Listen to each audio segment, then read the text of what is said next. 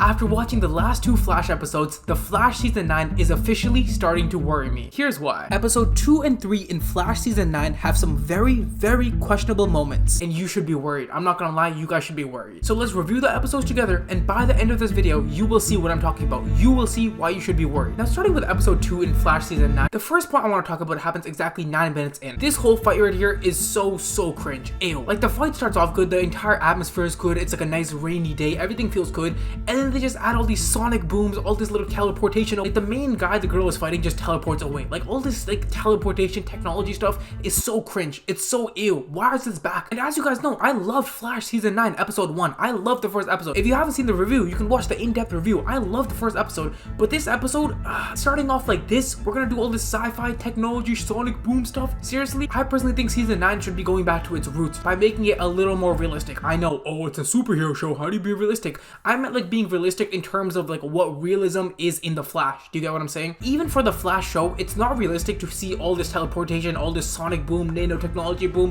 That's not realistic. No, it's not. Now, the next point I want to touch on happens exactly 1 minute after that, 10 minutes in, when we see like this entire episode is based around bringing Frost back. Because here, as you guys know, this guy right here, Mark, he's Frost's boyfriend, right? Since she died last episode, he's been doing everything to bring her back. And hey, you know what? That's fine. But don't show us that the entire episode. Like, they're wasting all of episode 2 and like half of episode 3 just on this plot. Why?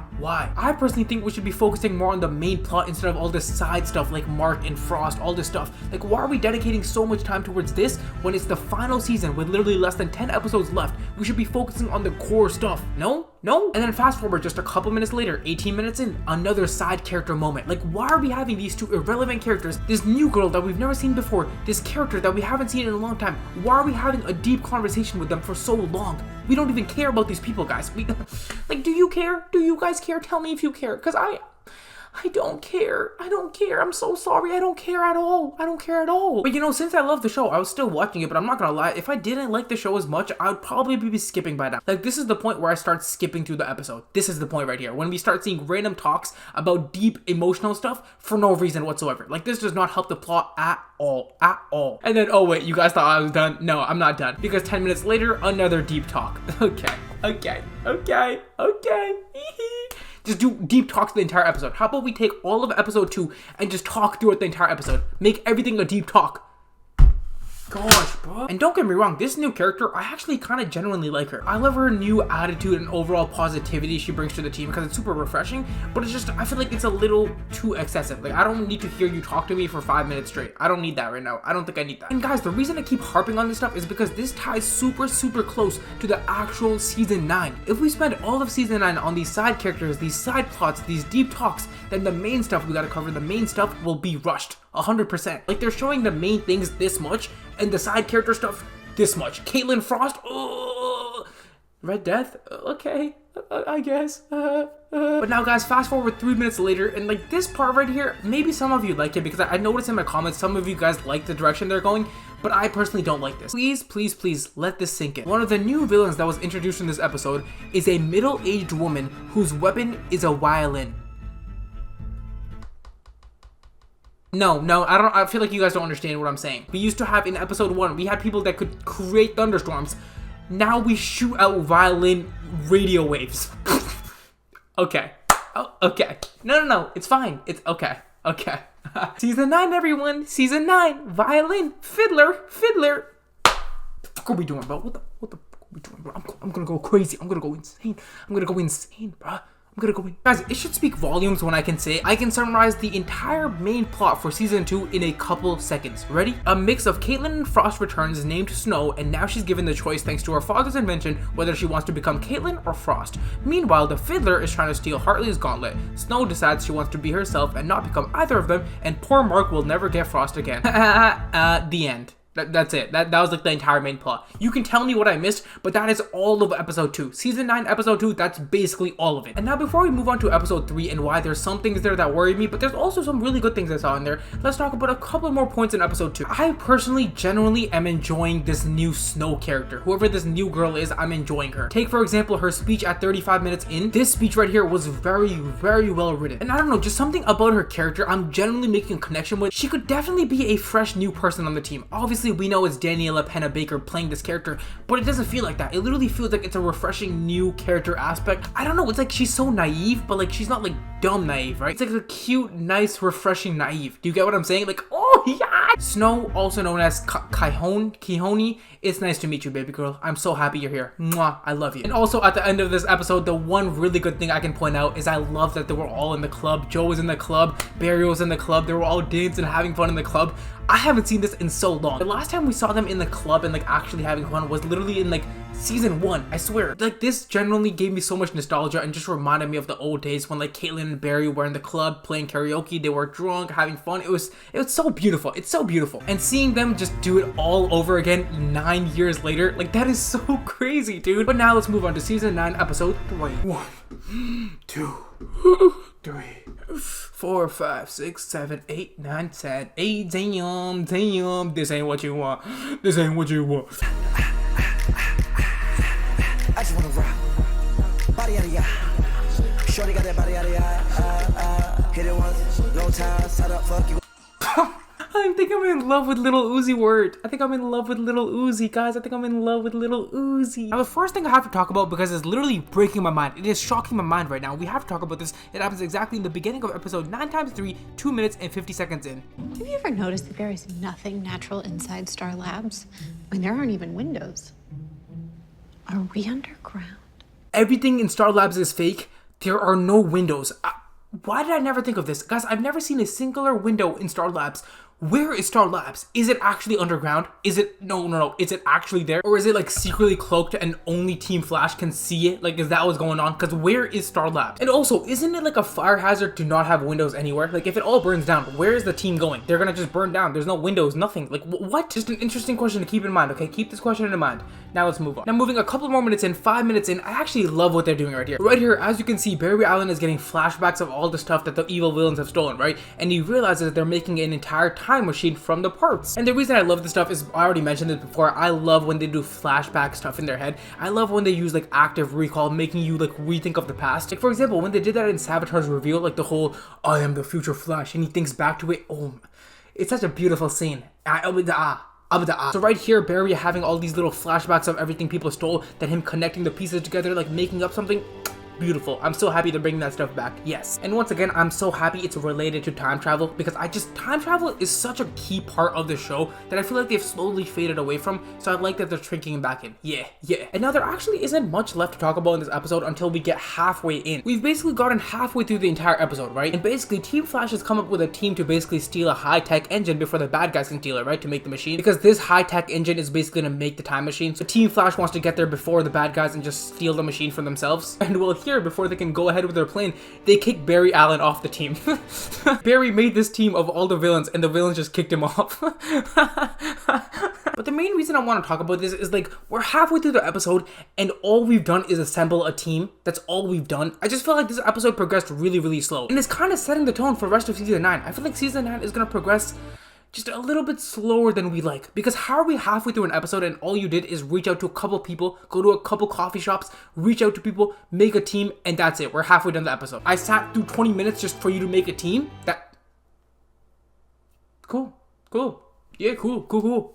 Okay, let me know what you guys think, but I don't think assembling a team should take that much out of an episode. It just makes it feel like the episodes are giving me overall less value, and personally, I don't think the show's progressing fast anymore, like at all. Also, another little thing to point out, why did this nerdy little loser, like this kid that was Barry Allen's sidekick the whole time, why did he switch up on Barry Allen and just take the villain's side? This guy is like Barry Allen's sidekick, right? Like he's been doing everything with him, and now everyone turns on him, so you're just gonna leave him too? That's it? You're not gonna stick with your boy?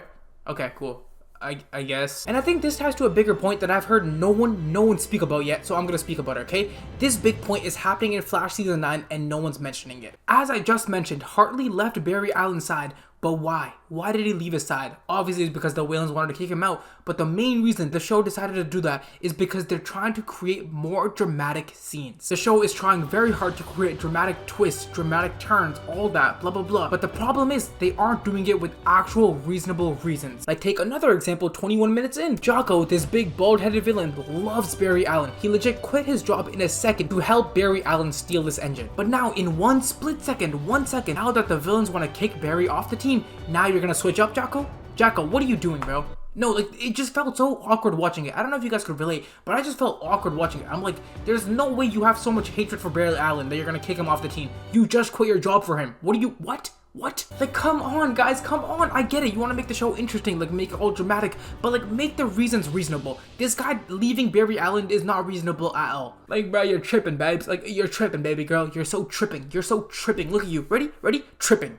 Now, before we move on to the next part I want to talk about, for all of you that are watching this Flash video right here, if you guys have watched the show You with Joe Goldberg, Love Quinn, like, you know the show I'm talking about, like the whole stalking show. I made an entire video reviewing every single actor from the show, so if you want to check out that 30-minute long video, just make sure you click right here and watch the video, okay? Watch the video. Because I realize a lot of you guys don't actually see that stuff in your feed unless it's the Flash. So yeah, make sure you check out my other stuff about my other shows, okay? Because Flash is unfortunately ending soon, so we gotta move on to other things, babes. I'm sorry. But anyways, back to the Flash. Now let's talk about what happens 24 minutes and 20 seconds in. Here we have a pretty lovely and actually cute talk between Barry and Iris, and it's basically about like Iris saying to Barry, like, how are you expecting these villains to trust you if you don't trust them to do the villain stuff, right? Because basically the reason Barry Allen got kicked off the team is because he wasn't trusting any of the villains to keep the engine for themselves, because they were all trying to keep the engine. Iris was kind of like, yo Barry, why don't you kind of just like let them do their thing for a bit, let them like do the mission on their own, let them kind of plan the mission, let them kind of plan their own route, and you kind of just ease up on them. And Barry Allen agrees. He's like, okay, you know what, you're right, maybe I gotta show them a little bit more trust, blah blah blah. But I actually don't agree. I think this part was a little bit dumb. It's very dumb for Barry Allen, a good guy, to let all these evil villains, all these evil meta villains that he's had to put down personally before, I think it's dumb for him to just let them do the plan on their own schedule and not be there. I think him keeping a tight eye on them is exactly what he needs to do. So I feel like Iris was a little bit wrong here, because sure, I get it, you gotta trust them, you gotta let them do their own thing, but at the end of the day, they're evil villains, they're meta villains, you know? They could easily switch on you, they could easily just betray you, they could use the engine for bad stuff, they could cause a nuclear, it's a very bad thing, they could kill a lot of people, okay? And now a couple minutes after that, Barry Allen reveals his identity to Golden Face.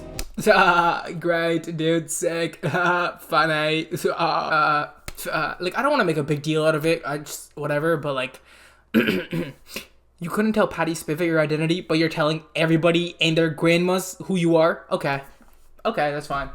You just want me to go over there? You want me to go to sleep? Okay, cool. I'll be right. Yeah, okay, cool. Nah, don't mind me. Okay, cool. Yeah, 100%. Yeah. Okay.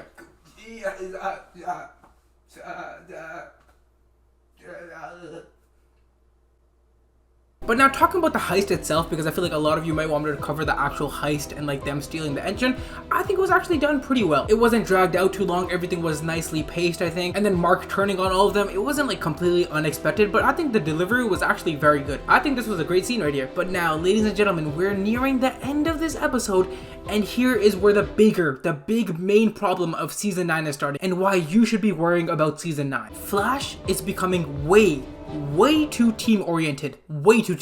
As you can see in this scene, 36 minutes and 30 seconds into the Flash season 9 episode 3, it's clear that Flash loves fighting in packs now. He prefers all of his fights to be with a sidekick or a couple friends, a couple acquaintances, a couple meta villains, and this is a big problem. Deep down, I think it's safe to say, and I think most of you will agree when I say this, it's much better that the Flash, the person that the show is named after, is the main guy during these fights. The main guy that is, you know, in charge of all these fights. Sure, here and there we can have someone assisting in like rare occasions, sure, whatever. But overall, I think it's important that the Flash is the guy that's doing the fights, him dodging the people, doing the cool little fights. I think it should be focused on him instead of like a whole team. Guys, I don't know, maybe I'm just being dumb, I'm not thinking straight, but I personally loved and I really enjoyed and missed the times in Flash season 1, 2, 3, when Flash was the main guy and he took on these fights head on. He charged into these fights alone. It really made me feel like I had a stronger connection with him. It really made me feel like I was connected to the Flash. I was rooting for him to win the fight. Instead of me rooting for an entire team, I was rooting for one character. Do you get it? So I don't know, just seeing this happen over and over again where he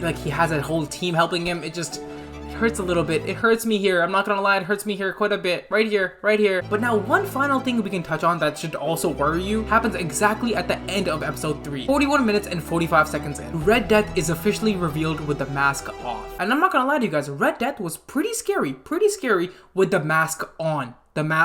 She had the whole cool zoom effect, she had all these cool lightnings going around her, but now that she's revealed and we see her real face,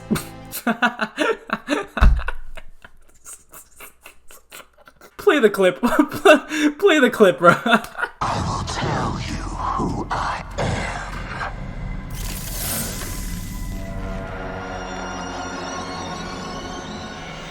I am vengeance. I am vengeance. Like, why are you speaking like that? Why is your voice cracking up and down? Are you scared to speak? You're an evil villain, lady. Act like it. I am vengeance. Like, when I looked at the scene, I was not scared at all. Nothing of this terrified me, bro. Like, I can't believe they brought like a super scary villain that's supposed to be super scary. I'm supposed to be intimidated, and I just laughed here. I'm not gonna lie, I just laughed at the scene. This was not scary, bro. And I'm not gonna lie, guys, Teddy Sears did it better. Teddy Sears, if you're watching this, Zoom's actor, I miss you, baby girl. Come back, please. I need a Zoom actor, bro. Anything but I am vengeance. Like, bro, get out. Get out. No, take off your mask, take off your little suit, and get out. Walk, lady, walk. But that is why season 9 is officially worrying me. For all the reasons we talked about today, like Red Death not being scary at all, the show focusing too much on Flash team instead of Flash himself, way too much focus on side plots. I don't know, guys, I'm not gonna lie, I loved episode 1. I loved it. It was a great start. I think we're going a little down this way now. I'm not gonna lie, we're going a little bit down. So please bump that back up. Please, okay? Bump it back up now, okay? I don't know if you guys know this, but if you keep going down and you don't bump it back up, you're gonna go down, right? But if you bump it back up, you can go up. That's how it works. So go up, please. But as always, let me know what you guys think. Did you agree with my points? Did you not agree with my points? What do you think about Flash Season 9 so far? Let me know all of it in the comments below. Let's talk about it, babes. Let's talk about it. And also, I think my next video is gonna be talking about like an actor from The Flash, because I wanna branch out to reviewing actors in general and just not The Flash. So if you guys have any popular actors you want me to review from The Flash, like Grant Gustin, Candace Payton, and you want me to review them in other movies, other shows, let me know, guys. Let me know, please. Let me know. And I'll see you guys next time. Susie.